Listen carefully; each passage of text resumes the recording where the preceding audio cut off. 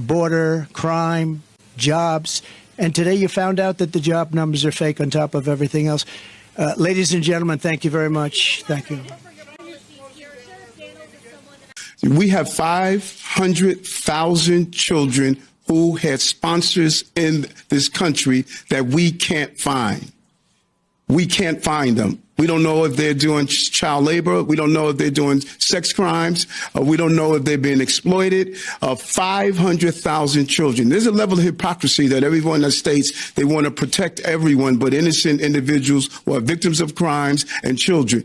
I want to support and protect children and innocent people that are victims of crime. And those who don't understand that, it's not up to me to try to convince them. I know what my job is, my goal is, and I was clear of that while running and when I became mayor. Safety means everything to me. 500,000 children, we don't know where they are right now in this country. Also, as President Trump is committed, we're going to deputize every U.S. citizen in this country to help us find 340,000 missing children, because we need the public's help on this. Every mom and dad knows what it's like. They have a gut feeling when they see something out there in the public that there's something ain't right with that child. So we're going to deputize every one of them to help us find these children. All right. But in this whole conversation, we're not hearing about the benefits that migrants contribute to our economy. But they shouldn't come illegally, right? Half of the economy, Daniel, they shouldn't economic come growth illegally. has been because of these. So you think coming in illegally through the border is the way to do it? And that most people, no, because that is breaking the law. The rate of crime committed by migrants is lower. So you think that illegal should come through the? Also, remember one of the first. I just want to say something. Okay, like this is the thing. 325,000 children are missing. Can you believe during their administration? You know, nobody talks about it. They should be talking about it. That is a human tragedy. 325. Think of what that is. That's take your biggest stadium and multiply it many times and load it up with children. That's what we're talking about. 325,000 children are missing. America is in a moral rot. I know that's hard to hear. I know it's hard to digest, but it's the truth. Our federal government has trafficked in 550,000 unaccompanied alien children called UACs from the ages of 0, newborn babies, to 17 years old, and they have lost them all. You would have sworn that my skin tone completely changed from this white, pale winter shade that I have now to a black man with a New York accent standing in there as Mayor Adams.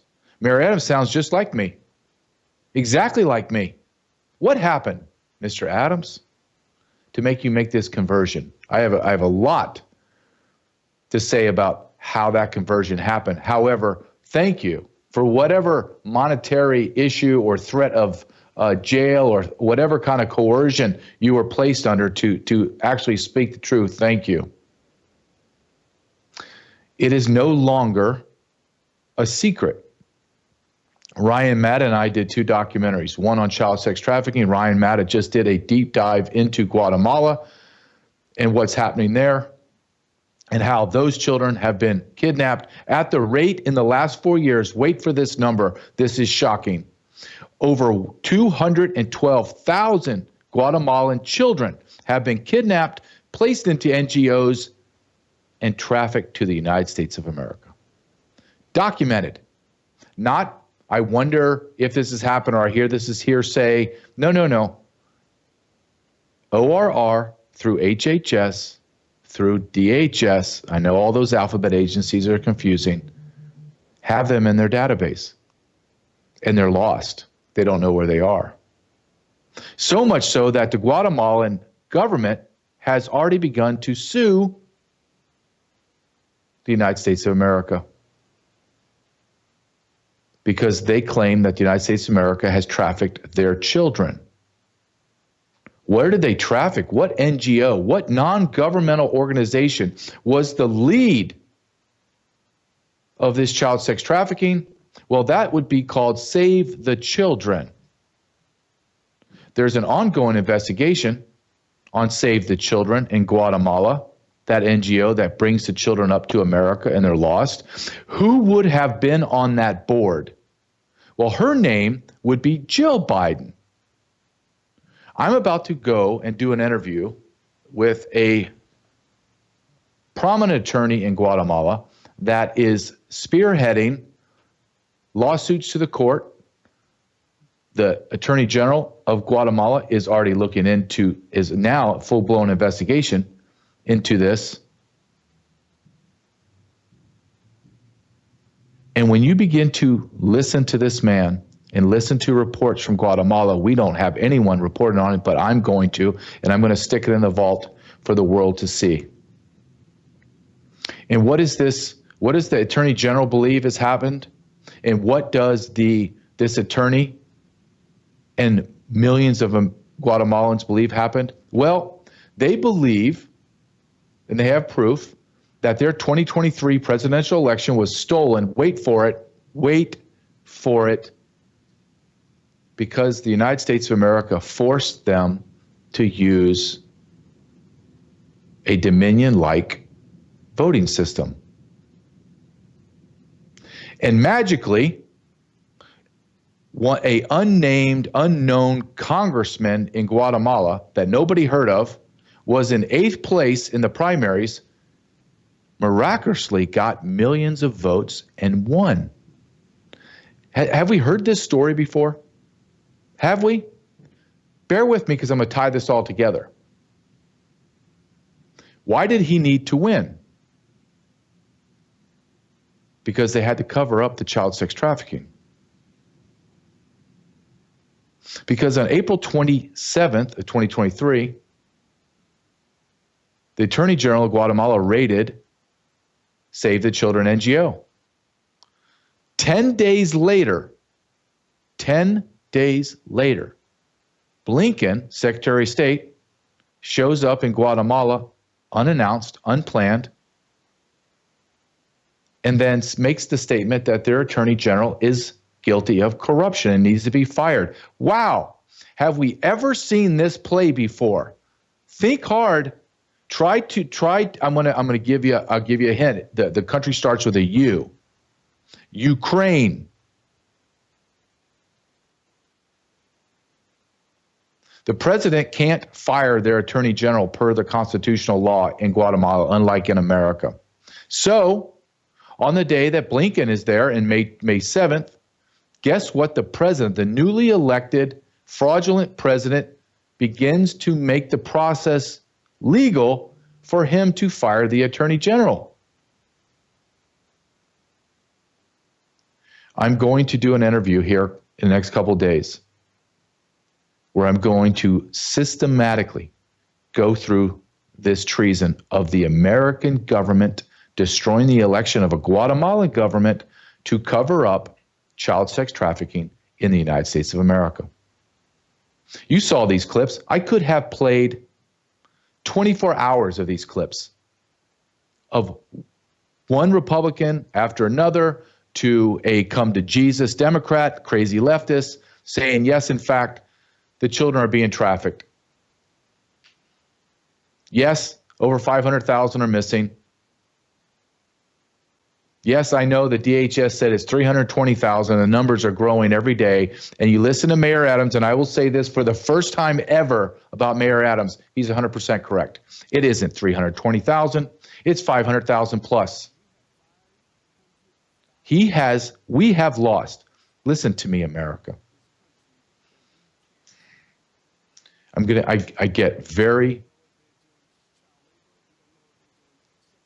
angry about this topic for a multitude of reasons. One, I'm just going to be very honest, just very, very honest. I did not ask for this. I didn't ask to be thrown into the child sex trafficking world, did not. The pedophilia world, did not ask for it. I went on a mission with Ryan Matta to film What is Treason Invaded, and I came out with 2 documentaries because I was immersed in child sex trafficking and pedophilia. So much so that we had to create a second documentary. And as Ryan Matta, who is the editor and my business partner in this, said, JJ, I could easily create 2 or 3 child sex trafficking documentaries out of the film that we have, and each of them could be 3 hours long.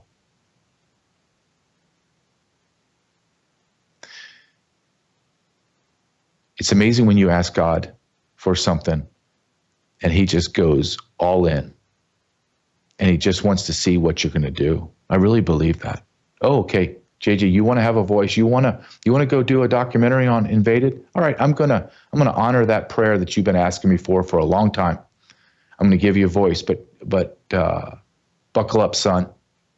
I got something else I need you to do. You don't know it yet. I'm not going to show it to you. I'm not going to allow you to know. I'm just going to allow it to kind of come out and kind of envelope you. And then I'm going to sit back as God and I'm going to say, are you going to use the talents I gave you?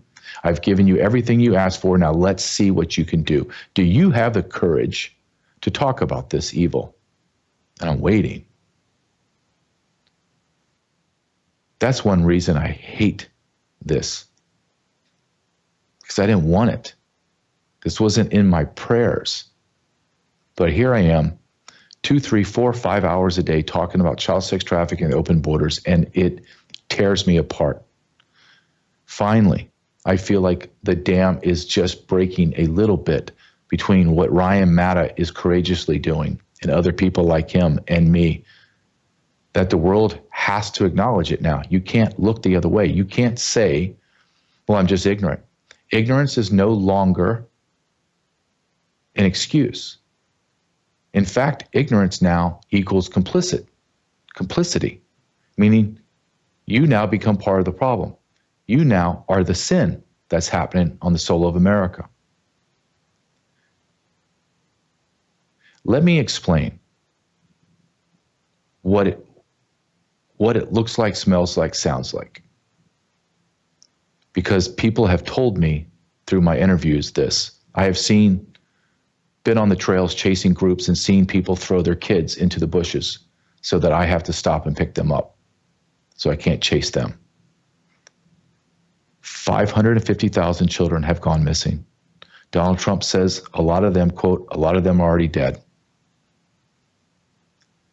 People that are in the business, both in the trafficking side of the NGOs and the people that are hunting down these children to rescue them and trying to go after the organizations.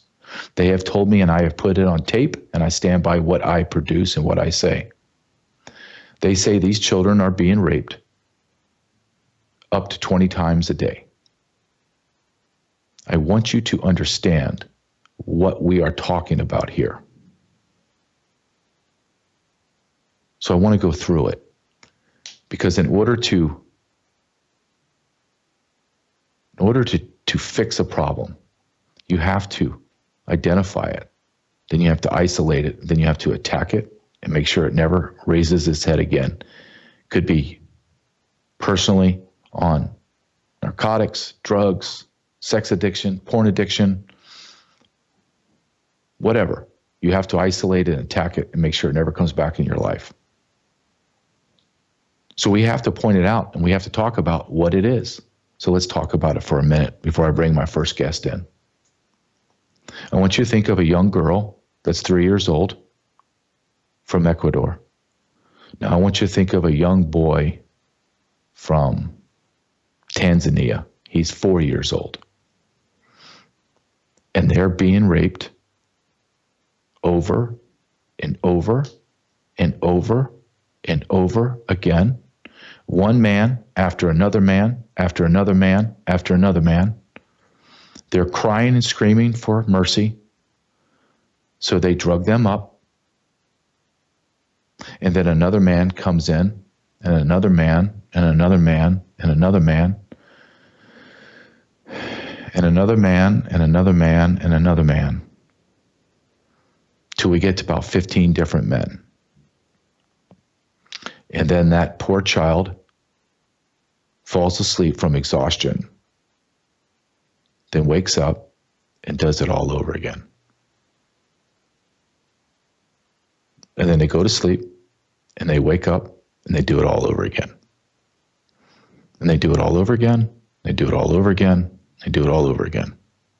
With reported cases of being raped up to 60,000 times. That is the mirror that America needs to look into. Because we are the consumers of this. And we need complete ownership of this.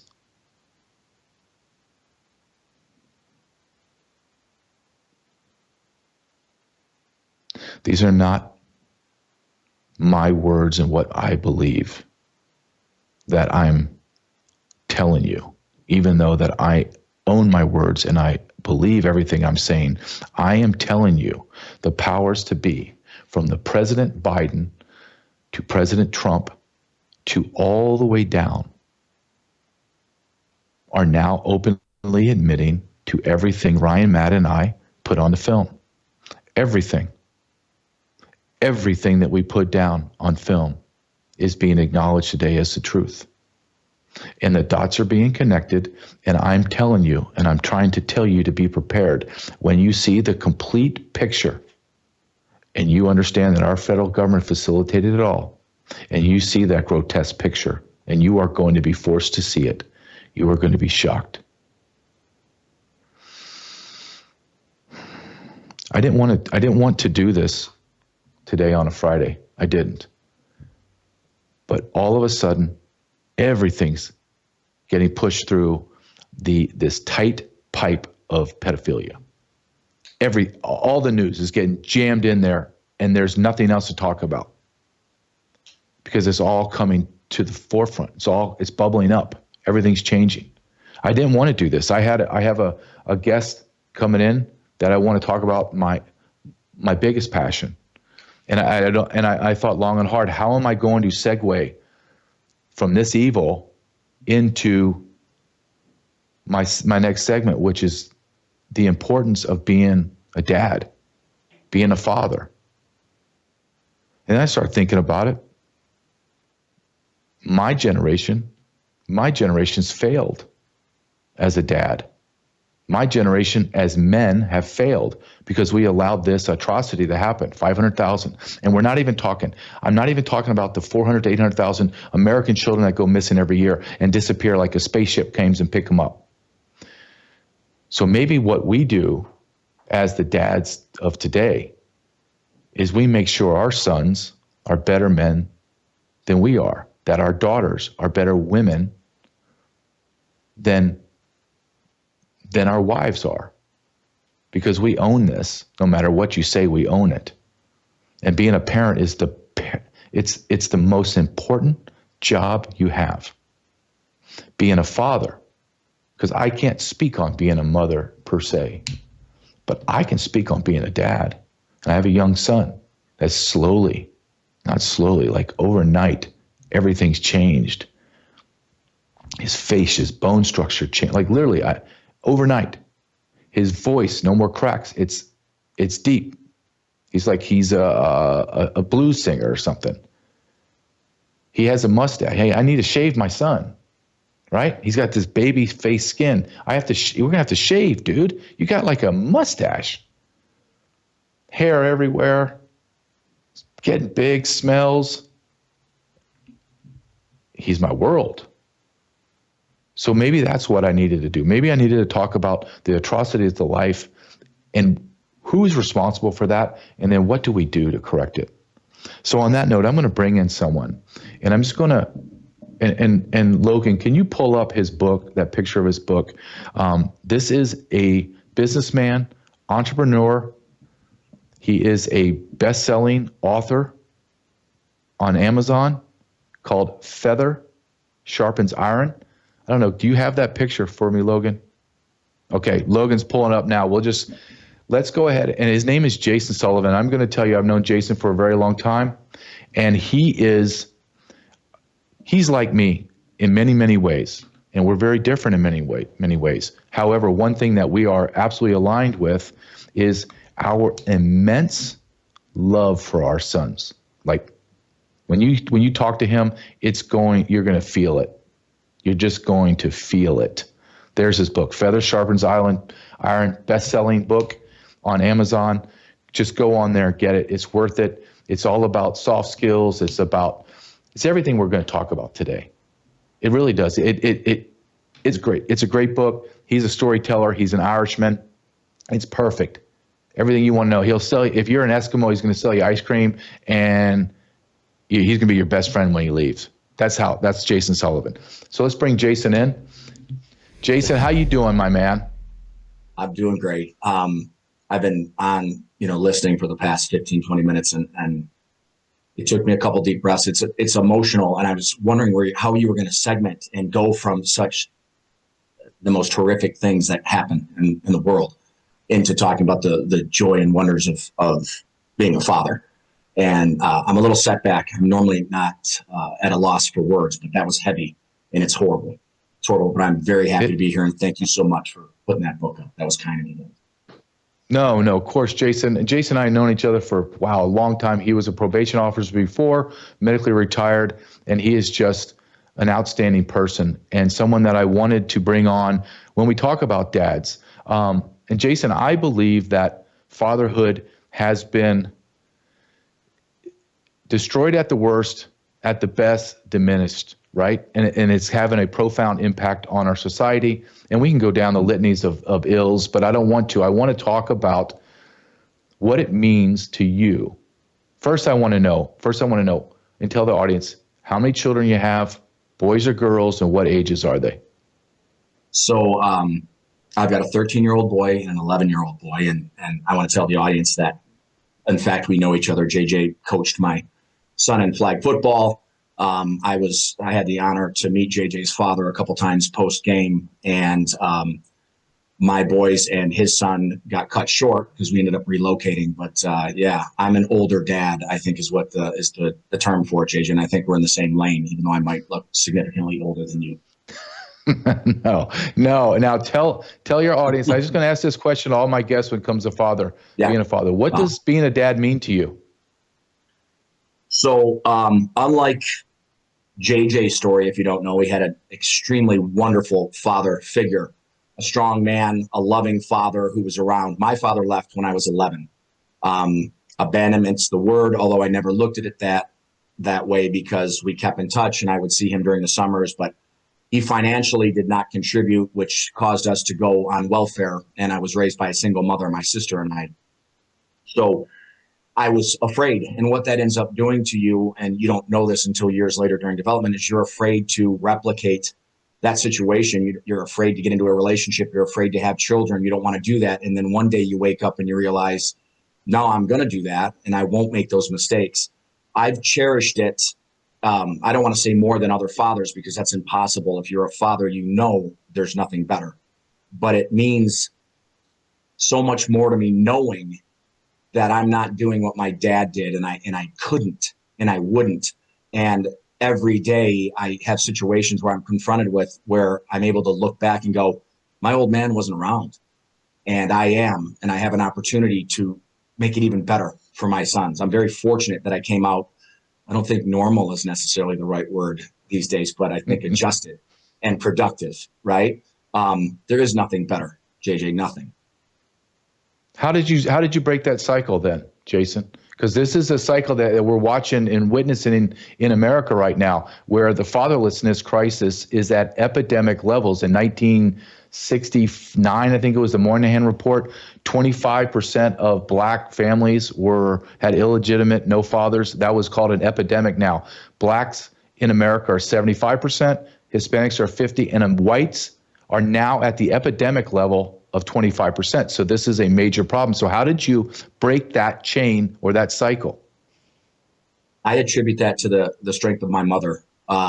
She was my mother and my father, and she was unique, and she's still with me, thank goodness. And she was rare, but she forced me to forgive, and she kept me focused on the positive things. And it took years just of life experience to get over the trauma of the abandonment. And I didn't even know it at the time. I had buried it because that's just what you do to survive. You push it down, and then all of a sudden you realize, hey, I can't have a healthy relationship here because I cut and run every time in my early 20s.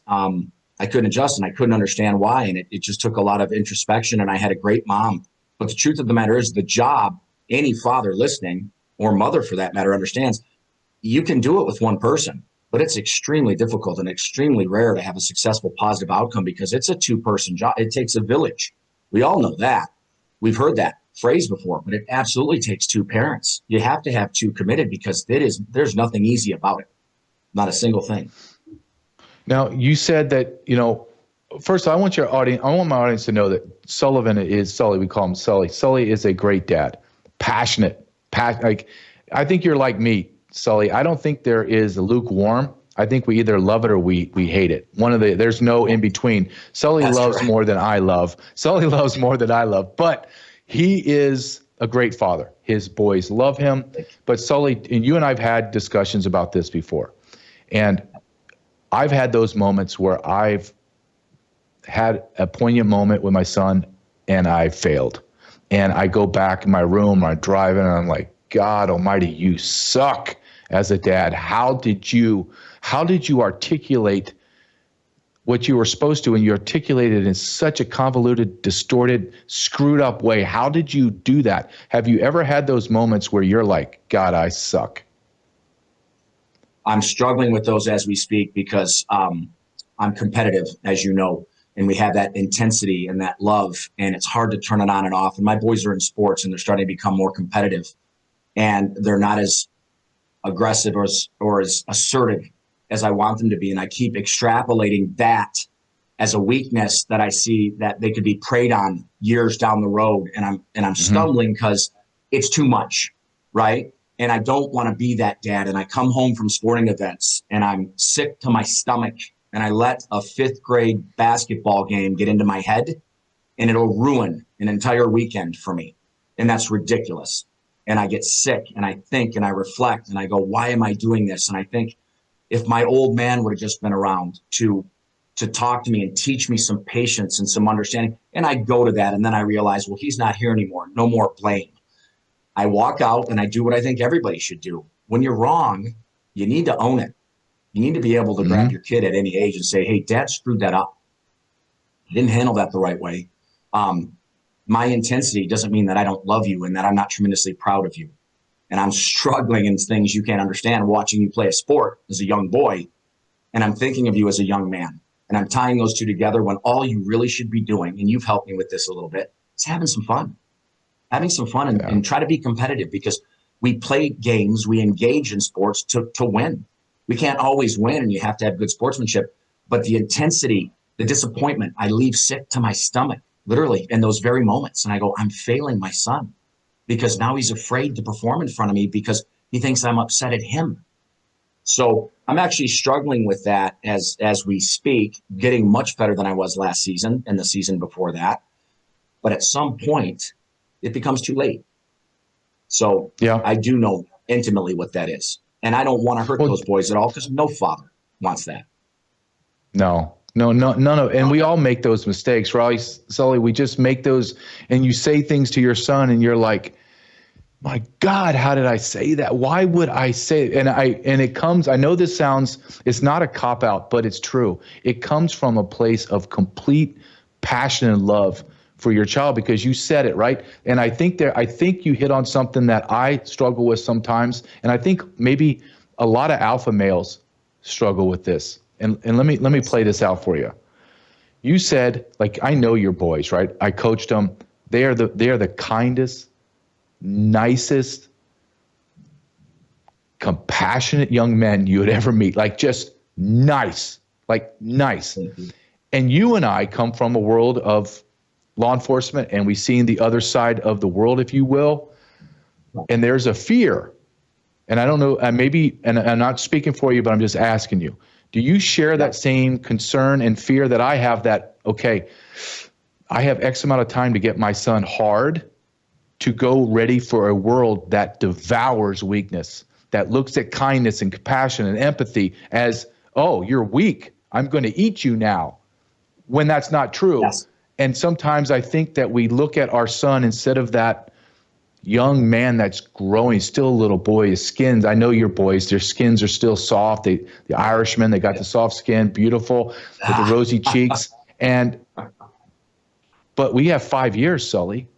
5, right. You have 5 and 7 with your youngest son before they go to college, or they go get a job, or join the military. It's not a lot of time, man. Do you feel that pressure? Do you feel maybe that's where it's coming from? No, I feel that pressure, but also, and I think your listeners will probably, maybe they'll identify with this if any of them are as old as you and I are to be having young sons, but I fight with my wife. It's a regular disagreement. I say fight because it's, it's just what you do. We disagree. And because I feel that pressure, there's a clock ticking in my head that I only have so much time to take my adolescent boy, right? And all those things you were saying about the smell, the big smells, the hair, the shaving. I'm going exactly through that with Hudson right now. And I'll tell you, I disagree with my wife because my wife, my mind says she's making them too soft. And the balance and the beauty of a family is the moms are there to put a softer edge. But when you're worried that society has become too soft and you don't want your boys to be preyed on and you come from our backgrounds, I think sometimes you have to take a deep breath and realize maybe I'm gripping it too tight. But at the same time, I wish if any of your listeners could get through, they could talk to my wife and have her realize it's tough out there. And women don't understand what it's like to be a man, to be an adolescent boy.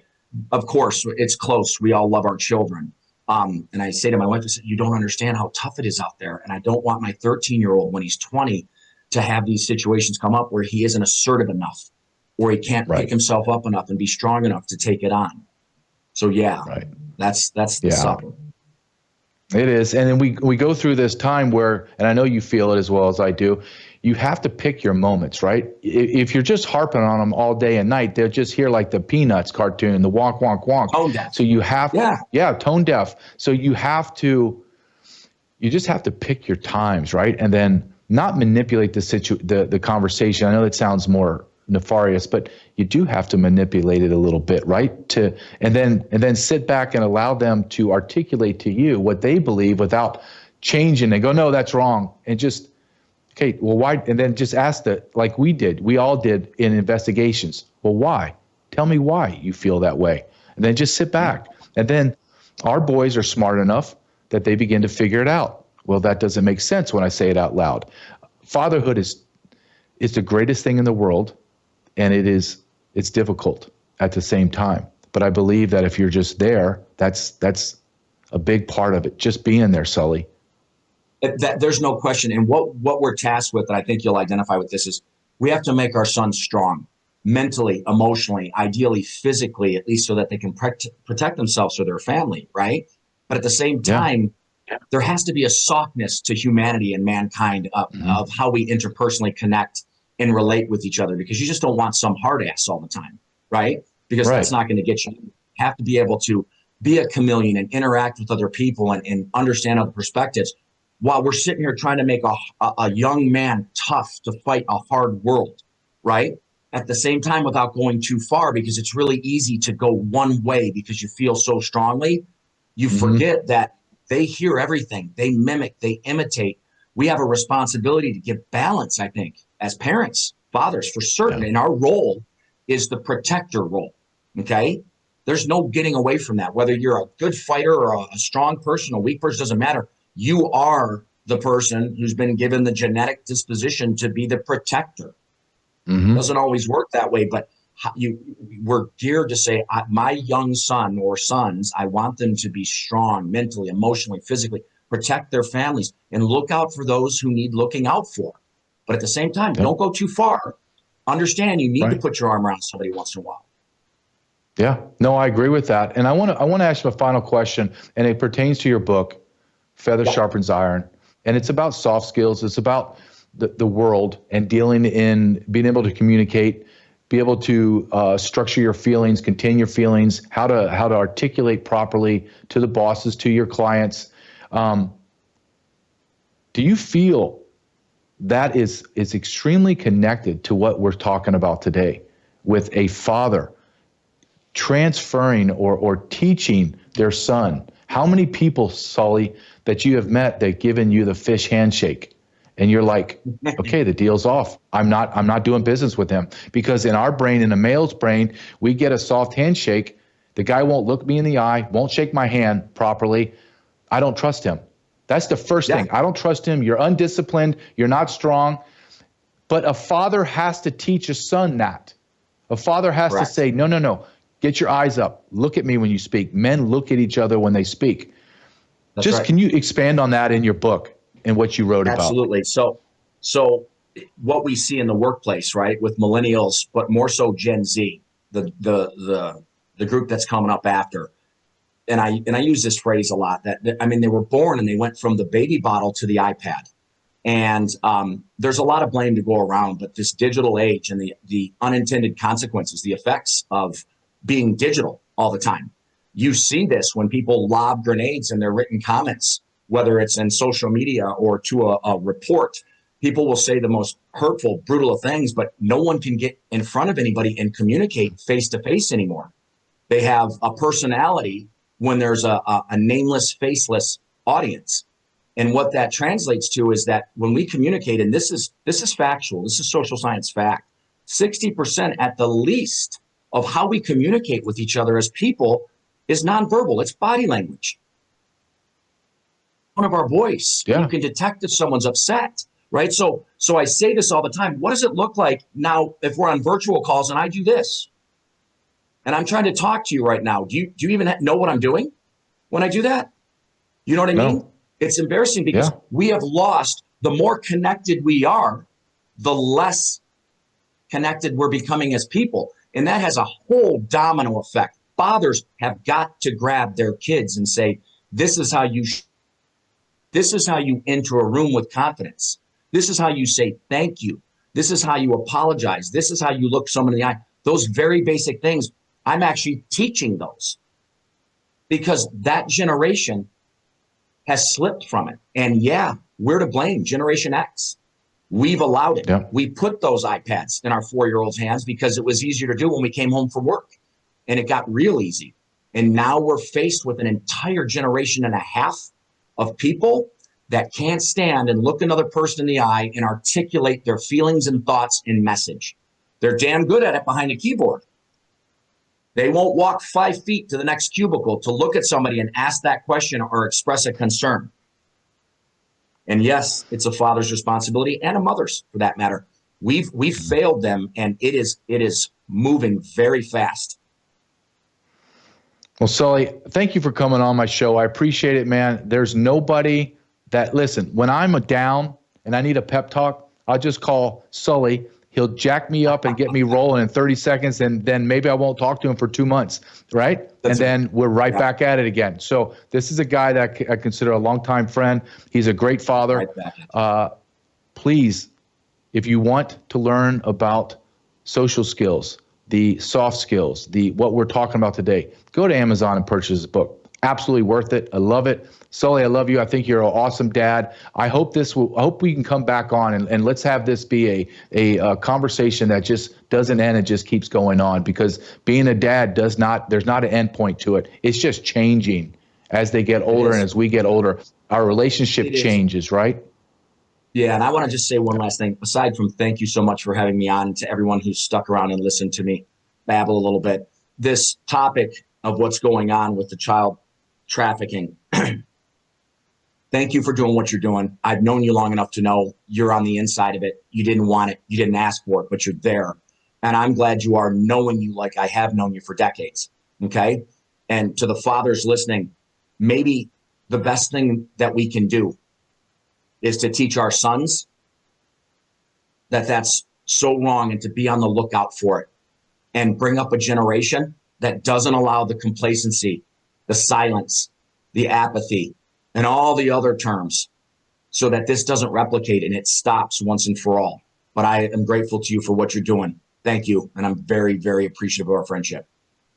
No, thank you, Sully. Always. We'll come back for sure. I will schedule you back, because this is a topic that is passionate about, and I know you share that same passion. So thank you, Sully. Have a great weekend, my friend. Okay. All right. We'll see you, bud. Thank you. All right. Okay. Sully, Jason Sullivan. Awesome. Let me tell you something. This is my dad. My dad's this big, giant man I told you about, and he could never get enough of Sully. Sully created a football team made of law enforcement guys in San Diego, and I played on his team for, 15 years. Tackle football. I'm not going to waste time on this, but my father would come to the game, and one of the best things that he loved was hanging out and seeing Sully just for 5 minutes. because Sully was an Irishman. He is an Irishman, and he's a salesman, and he makes you feel like $1 million, even if you are. He makes like a Toyota Corolla with 500,000 miles on it. When you get done talking to Sully, you feel like you're a Lamborghini. I swear to you, it just is. And everyone loves Sully, and everyone knows Sully, but everyone loves him. So I appreciate his time. Wow, the show's almost over. I got 18 minutes. 18 minutes. Wow, we go from super heavy to being a dad. But they are interconnected. Everything in this world is interconnected. Nothing's happening because it just happens on its own. It's all connected. And as technology and information and avenues to get technology increases, everything gets more and more connected. So much so that I'm going to run off. Before I go on the next segment, I want to talk to you about sat123.com, sat123.com/JJ. And it's all about preparedness. Everything's connected in the world, so we need to stay connected.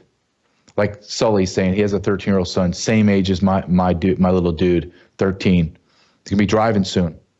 I live in Kansas. He's going to be going to sporting events, hanging out. He's going to go out to the plains of Kansas. It's going to be no self-service. I need to be able to find my dude when I need to find him to make sure he's okay. My little dude has a ballistic backpack. Dear God, he does. I live in Tornado Alley. That's why I have a generator from sat123.com with the solar panels attached to it so I can pull from the sun when that battery runs out.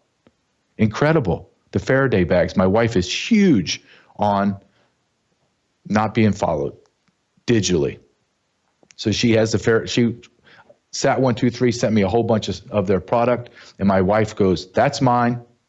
I go, "Okay, take it. That's mine." Faraday pack. Sat123.com/JJ.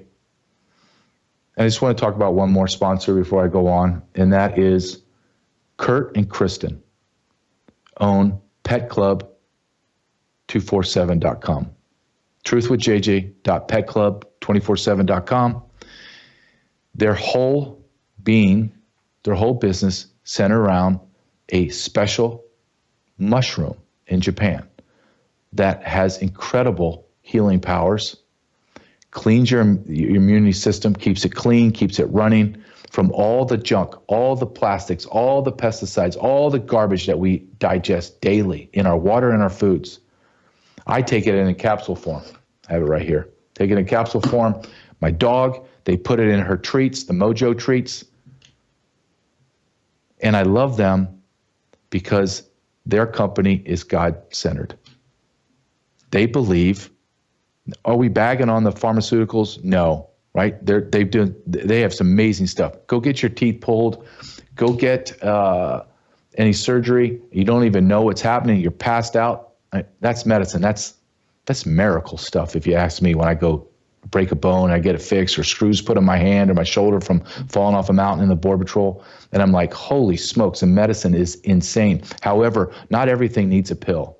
Not everything needs a shot. Not everything needs some kind of X, Y, and Z. A lot of times, all you need is what God provided for us. And that's what they believe in Pet Club 24/7. Man, that's a fast show already. I hope it feels that way to the audience. I hope you're not looking at it going, this guy's an idiot. That 45 minutes seemed like 4.5 hours. I hope it feels like 4.5 minutes of 45 minutes. I hope that's how you feel as well as I do. And I appreciate you tuning in to watch me on worldviewtube.com. Brandon House has been gracious to allow me on his platform. And he's also been very gracious and generous with his time, talent, and treasure to allow me to go on the vault and have guests flown into the studios. I have 2 new guests coming in the next 3 weeks, and we're going to push this out. I have Sarah Maccabee and Vandersteel, and I have a Skype recording of an interview with an attorney from Guatemala next week. It's too far for him to fly. He's too busy. He's neck deep in what we were talking about, the child sex trafficking and the election fraud, to make a trip into America. So he's going to give me 2.5, 3 hours of his time, and we're going to go step by step. And it's going to be hard to hear because it is about child sex trafficking. And another thing that's very hard to hear is how complicit our federal government has become in takeovers, shakedowns, upheavals of foreign nations. It's going to be, I'm excited about this conversation. Why am I excited? Because I'm about to connect dots. And as a law enforcement officer and investigator, when those dots start to be connected and a picture begins to emerge, you start working harder and faster. You're more diligent. You have more determination because I'm getting close. I'm getting closer and closer to the truth. And isn't that what we all want and need, is the truth? I can talk to Sully. I can talk to him for hours. Love that guy. Let's talk about immigration. Let's talk about it.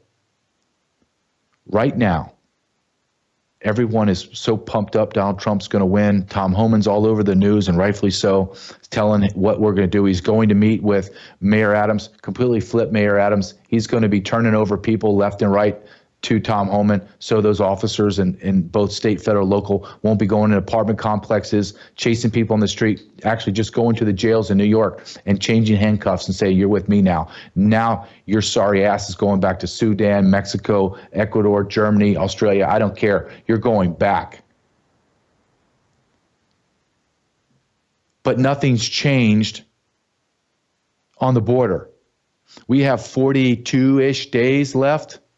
42. You know how many people can cross the border in 42 days? Well, I'm going to tell you how many. So CBP came out for October and said, yeah, we're still arresting over 5,000 people a day and releasing all of them. I'm telling you, on top of that 5,000, add another at least 5,000 to 10,000 more because the border's wide open. 80% of the border is unmanned at any given time. That's 1,600 miles of the southern border is wide open. The northern border is 5,340 miles long, and they have 1,500 agents max patrolling the northern border. Swan sector that covers Vermont, New York, and New Hampshire made arrests last year totaling the last 17 years combined. 97 different nationalities. By the time Donald Trump takes office, over 11.5 to 12.25 million people will have crossed the border and been released. We're showing you videos of this, people crossing, running, bailing out of vehicles. God, I did this my whole career, 24 years. You see those men chasing 4 or 5 people? In your brain, I want you to think of those 4 and 5 people now are 30 million. I know it's hard for you to wrap your brain around what 30 million people are. Let me break it down into a better visual for you. I live in Kansas. So just across the border is Missouri, and you have the Kansas City Chiefs. Arrowhead Stadium holds about 70,000 people. I know you've seen these games. The 2-time Super Bowl champs in a row. I think it's 3 times in the last 4 or 5 years. It is a raucous place. I'm talking raucous. 70,000 people. 10,000 people cross the border every day. Conservatively, let's just use that number. It's very easy to add, multiply, subtract. So every 7 days, I fill up Arrowhead Stadium to capacity. 70,000 people are in that stadium in 7 days. 60 to 70% are single adult military age men. You have thousands of terrorists, tens of thousands of criminals, and you have probably 1,000 or 2 PLA soldiers. 25% 30% max will be women and children. Out of those 30%, 60 to 80% of them will be raped or sexually assaulted. And then at midnight on the seventh day, I go to the northern end of that stadium, I open the doors, and I flush that stadium out into America. And at the same time, I do not close my southern borders. And I fill that stadium up again in 7 days. And I release them into America. At the same time, our rivals, the Las Vegas Raiders, have a 70,000 seat stadium. And we fill that stadium up every 7 days with the gotaways, the illegal aliens that cross the 80% of the border that's unmanned.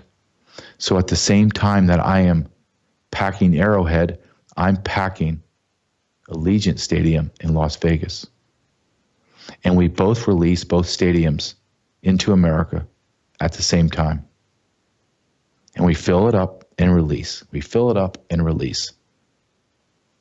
We do that every single 7 days for 4 years. Do you begin to see the picture more clearly?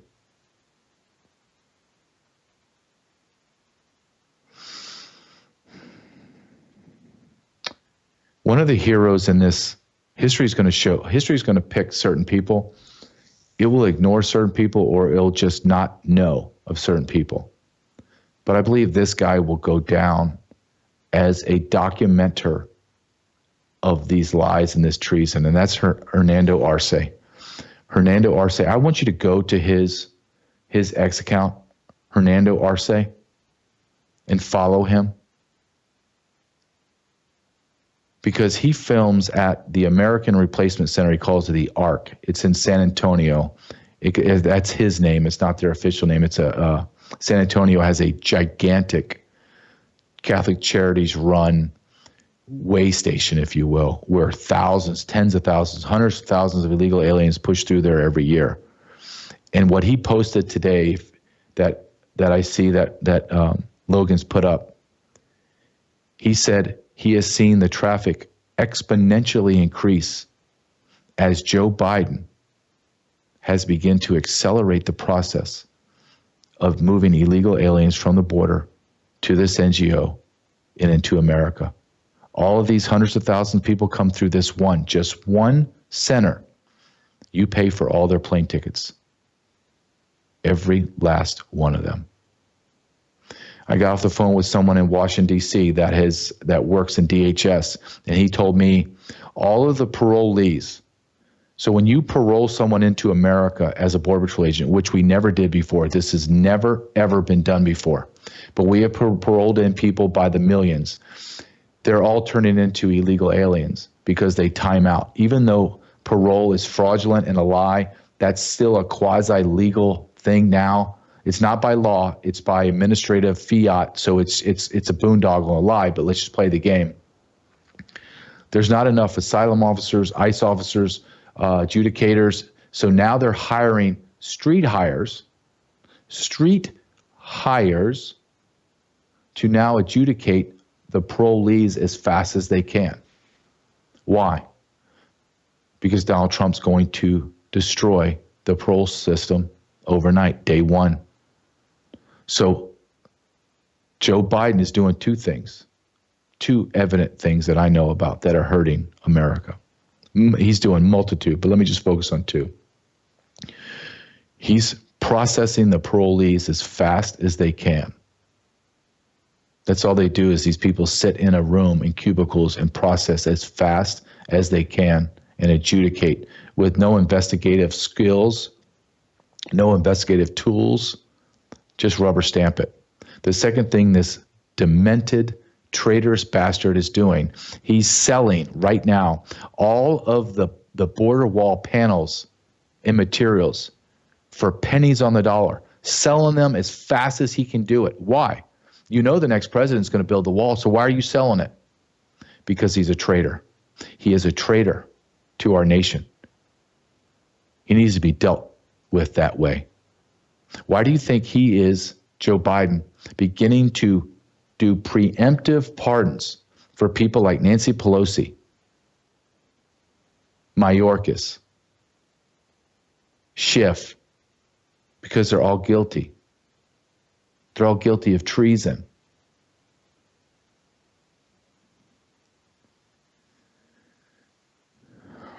I don't know if you can show the graph of the cbp.gov. So if you ever want to know the lies of the Customs and Border Protection through DHS, go to cbp.gov and go to national encounters. These idiots actually call arrest encounters. They don't arrest anybody anymore, so they just call them, hey, I just encountered someone. And you can go on there and you can see the lies.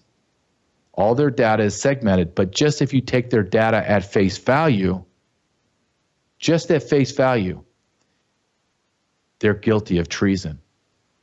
Through those graphs that you're seeing right there, 12 million illegal aliens are in that graph.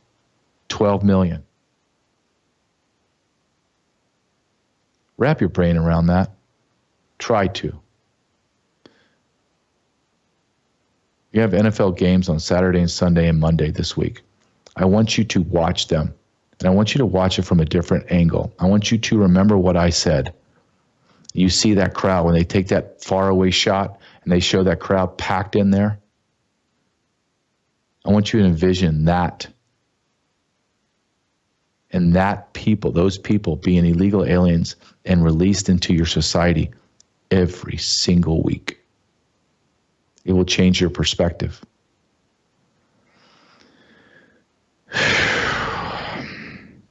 Again, I want to talk to you about the vault just for a second. You know what? Hold on a second. Can you play that video, Logan? Because I want you, what does it look like, right? What does it look like in the Darien Gap? What does it look like in Central America? What does it look like coming up the border? What does that look like? I'm going to show you a minute clip from Michael Yon that really says it all. Go ahead and play it, please, Logan.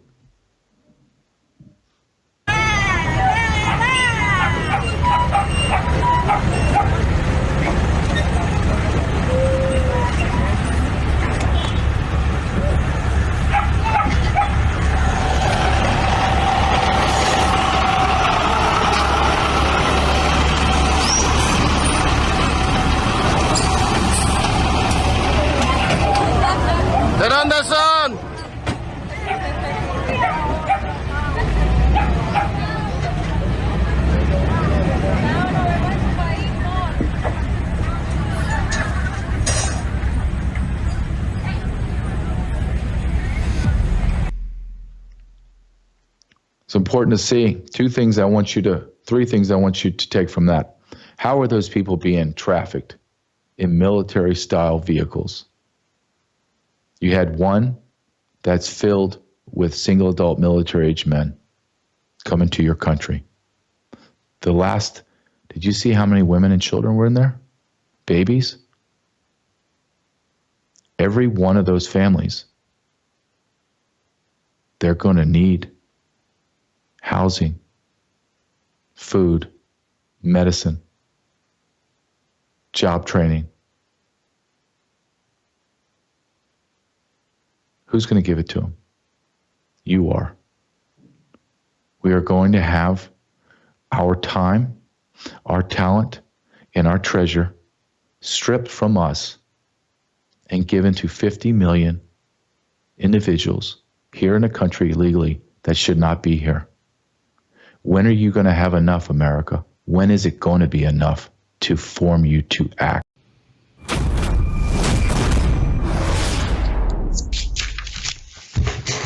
All right, welcome to Code Blue with Dr. John and Brooke Witcher. Today is December the 13th, 2024, and we have a special guest